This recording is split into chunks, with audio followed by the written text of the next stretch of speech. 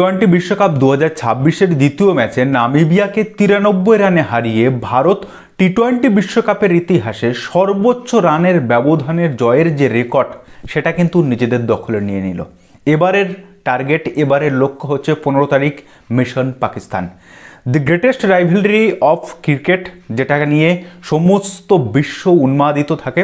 এবার লক্ষ্য হচ্ছে 15 তারিখে শ্রীলঙ্কার মাটিতে সেই ম্যাচটা জয়। তবে এই ম্যাচটার আগে ভারত যে দুটো ম্যাচ খেললো, ইউএসের বিপক্ষে মুম্বাইয়ে ওয়াংখেড়েতে এবং এই দিল্লিতে কোটলা, ফিরোজ শাহ কোটলা, যেটা এখন অরুণ জেটলি স্টেডিয়াম, সেখানে নামিবিয়ার বিপক্ষে এই ম্যাচটা খেলার পরে, দুটো খেলা দেখার পরে একটা জিনিস কিন্তু প্রশ্ন উঠছে যে একটা সময় গিয়ে ভারতের ব্যাটিং কিন্তু হঠাৎ করেই চোখ করছে, কিংবা বলা ভালো ভারত কি যতটা সাফল্যের সঙ্গে পেস বোলিংটা খেলতে পারছে ততটা কি স্পিন বোলিং খেলতে পারছে। এই কথাটা আমি কেন বললাম, কারণ এই দলটা কিন্তু প্রচণ্ড শক্তিশালী ব্যাটিংয়ের দিক থেকে। 8-9 নম্বর পর্যন্ত কিন্তু আমাদের সমস্ত ব্যাটাররা ব্যাট করতে পারে। তারপরেও ইনিংসের শেষের দিকে কিংবা মিডল ওভারে দেখা যাচ্ছে যে স্পিনের বিরুদ্ধে কিন্তু আমাদের ভারতীয় দলের ব্যাটিং লাইন আপ মাঝে মাঝেই কোলাপস করে যাচ্ছে। আর কারণটা কেন জানেন? একটা ছোট্ট পরিসংখ্যান দিলে ব্যাপারটা আপনি বুঝতে পারবেন। এই নামিবিয়ার ম্যাচটার কথাই ধরুন, যেখানে তুখোড় গতিতে কিন্তু ইনিংসটা শুরু হয়েছিল, 3rd গিয়ারে শুরু হয়েছিল, কিংবা 5th গিয়ারে বললেও অসুবিধা হবে না। আজকে অভিষেক শর্মা অসুস্থতার কারণে নামিবিয়ার বিপক্ষে প্রথম একাদশে ছিলেন না, ফলে তার জায়গায় সুযোগ পেয়েছিলেন সঞ্জু স্যামসন ওপেনার হিসাবে, যার 3টে সেঞ্চুরি আছে টি-20 ক্রিকেটে এবং কনজিকিউটিভ সেঞ্চুরি, এবং একই সঙ্গে তিনি এই সুযোগটাও হেলায় হারালেন। অথচ একটা সময় কিন্তু এই টি-20 দলটার ওপেনার হিসাবে তাকে খেলানোর জন্য আমিও বলেছি এবং সমস্ত ভারতীয় ক্রিকেট প্রেমী মানুষরা কিন্তু বলেছে যে সঞ্জু স্যামসনকে ওপেনার হিসাবে সুযোগ দেওয়া হোক, কিন্তু এই সুযোগটাও তিনি হেলায় হারালেন। যেভাবে তিনি 7 বলে 22 রান দিয়ে ইনিংসটা শুরু করেছিলেন, কিন্তু ইনিংসটাকে আর বড় করতে পারলেন না। অন্যদিকে তার আর এক ওপেনিং পার্টনার, যার জায়গায় সঞ্জু স্যামসনের জায়গায় যিনি দলে এসেছেন, ঈশান কিষান, তিনি তার সেই দুর্দান্ত ফর্ম কিন্তু কন্টিনিউ করেছেন। ইউএসএ ম্যাচে অতটা রান করতে না পারলেও আজকে কিন্তু 24 বলে যে 61 রানের একটা ধামাকাদার ইনিংস খেললেন, যার মধ্যে 1 ওভারে 28 রান একটা নিলেন। এবং এইখানটায় ঈশান কিষান কিন্তু ইন্ডিয়ান উইকেট কিপারদের মধ্যে ভারতীয় উইকেট কিপার হয়ে প্রথম টি-20 ক্রিকেটের ইতিহাসে সব থেকে বেশি রানটাও করে ফেললেন। এবং এই সঙ্গে আরও একজনের কথা বলতে হবে, আমাদের kung fu Pandya, hard hitter Pandya, Hardik Pandya, 28 বলে 52 রান প্লাস 2 উইকেট নিয়ে তিনি যোগ্য ম্যান অফ দ্য ম্যাচ হয়েছেন। কিন্তু এই দুজন বাদ দিয়ে আমাদের যদি ব্যাটিংটা দেখেন, তবে ব্যাটিংটা কিন্তু খুব একটা ভালো হয়নি, বিশেষ করে স্পিনের সামনে। নামিবিয়ার ক্যাপ্টেন এরাসমাস 4 ওভারে 20 রান দিয়ে 4টে উইকেট নিয়ে গেলেন তার আর্ম বল দিয়ে, যেটা আমি পরে আসছি। যেটা বলছিলাম যে ভারতের 104 রানে 2 উইকেট ছিল, সেখান থেকে 124 রানে 4 উইকেট, মানে 20 রানের ব্যবধানে 2 উইকেট পড়ে গেল। এরপর ভারতের 5 নম্বর উইকেটটা পড়ছে 205 রানে।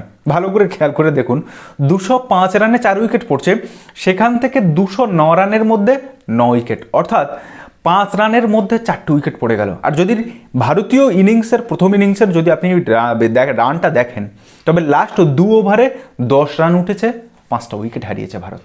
ফলে স্পিন বোলিং খেলতে গিয়ে ভারতের যে দুর্বলতাটা প্রকাশ হচ্ছে সেটা কিন্তু বেশ চিন্তায় রাখবে। ইরাসমাসের কথাটা যেটা বলছিলাম, ইরাসমাস এরকমভাবে একটা রাউন্ড আর্ম বল করে, অনেকটা আমাদের কেদার যাদব যেমন বল করতে আপনারা খেয়াল করে দেখেছেন।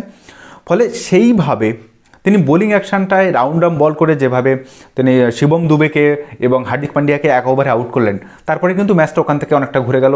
রিঙ্কু সিংহ কিন্তু সেইভাবে আর পরবর্তীতে রানটাও করতে পারলেন না, এবং রিঙ্কু সিংয়ের যে ফিনিশিং যে রোলটা আমরা দেখে এসেছি, কোথাও গিয়ে যেন রিঙ্কু সিংয়ের সেই জিনিসটা একটু মিসিং লাগছে।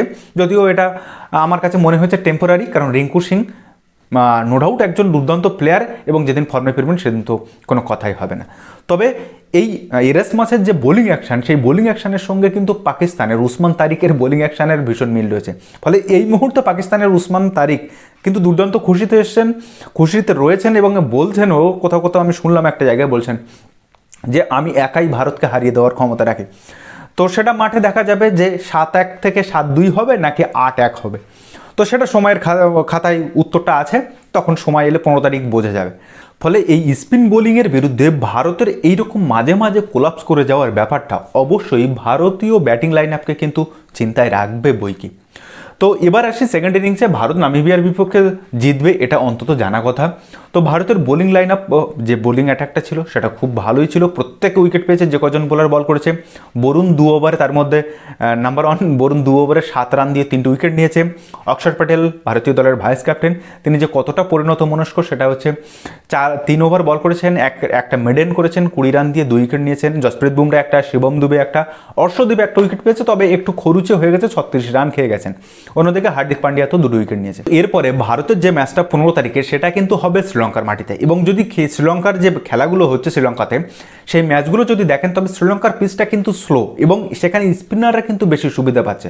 ফলে পাকিস্তানের বেশ কয়েকটা ভালো মানের স্পিনার আছে, নওয়াজ বলতে পারেন, সাদাব খান বলতে পারেন, সায়াম আয়ুব কিংবা এই নতুন উসমান তারিক, কিন্তু এর মধ্য থেকে এই স্পিনের বিরুদ্ধে ভারতকে কিন্তু আরও কষাস হয়ে খেলতে হবে। তবে এটুকু অন্তত নিঃসন্দেহে বলা যায় যে পাকিস্তানের স্পিন অ্যাটাকের থেকে ভারতের স্পিন অ্যাটাক অত্যন্ত ভালো এবং গুণমান সমৃদ্ধ।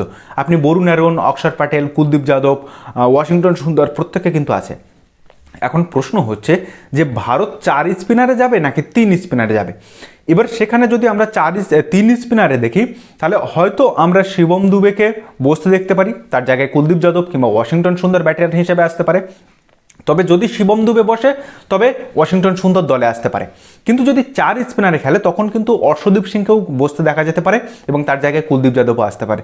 ফলে ভারত এখন 4 স্পিনারে যাবে নাকি 3 স্পিনারে যাবে সেটা কিন্তু একটা বড় প্রশ্ন চিহ্নের মুখে। তবে আজকের ম্যাচটা নো ডাউট মোটামুটি ভালো খেলে ভারত জিতেছে, তবে ব্যাটিংটা আরও ভালো হতে পারত এবং শেষের দিকে যে লাস্ট 2 ওভারে স্লগ ওভারে যে রানটা উঠল না সেটা আরও বেশি বাড়ানো যেত বলে আমার অন্তত মনে হয়েছে। তো আপনার কি মনে হয় পরবর্তীতে 15 তারিখে ভারত পাকিস্তানের যে ম্যাচটা সেখানে ভারত 3 স্পিনারে খেলবে নাকি 4 স্পিনারে খেলবে?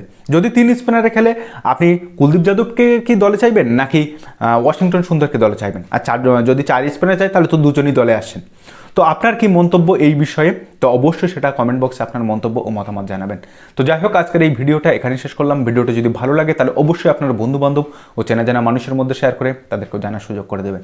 তো দেখা হচ্ছে পরের ভিডিওতে, ততদিন ভালো থাকবেন, সুস্থ থাকবেন আর অবশ্যই নিজের খেয়াল রাখবেন। ধন্যবাদ।